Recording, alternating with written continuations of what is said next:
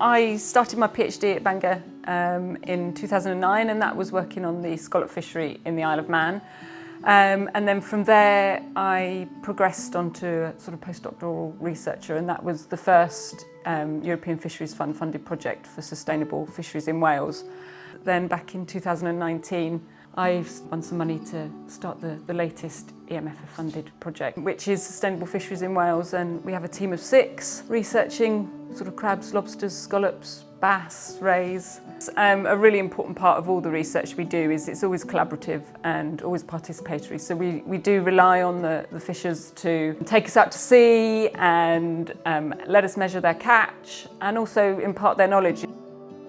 I didn't come straight sort of into fisheries. My career to here was a bit convoluted. I started working in the NHS, decided that I would take some time out from that and go travelling, and I actually ended up volunteering to help somebody with the Caribbean spiny lobster who was setting up some aquaculture. And so I was helping with that, and it was that point that I decided, you know, I want to change careers, and I had to go back to university. So I did a master's at Bangor as well, and I actually did a 6 months in Australia as well at a university there doing marine biology. So yeah, it was a lot of time going back to university, but worth it because I really enjoy my work.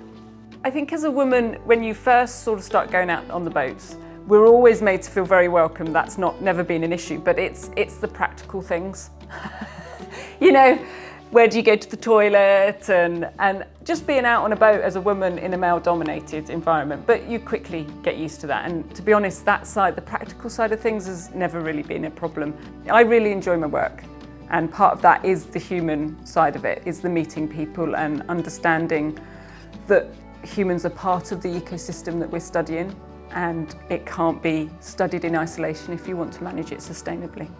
Every generation that comes in sees things differently, and I think certainly the young generation now have been brought up with a really broad understanding of the environment and nature and probably resource management that will really maybe transform the way we're fishing, and I think that can only be a good thing. But if we don't attract them in, then that culture and that heritage will be lost. I'm really pleased to see the Welsh women in fisheries. Initially, my first thought was, oh, this could be really interesting from the social economic side of the research that we do, is to understand what roles the women play that we maybe aren't aware of. And I think that's really important when we're doing any sort of socio-economic studies, is to understand those more hidden roles.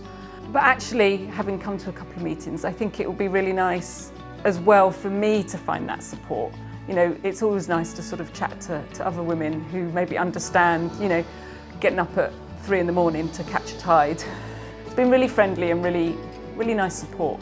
But yeah, I'm hoping that it will allow me to reach out to that maybe more hidden part of the sector that we don't actually consider in a lot of our research at the moment. The more diversity we can get within the group, I think will be really interesting. Certainly from me, as from a scientist, we like to see all everything that's going on. So the more diversity we have, the better understanding we have of those more behind the scene, maybe more hidden roles that we don't yet actually understand.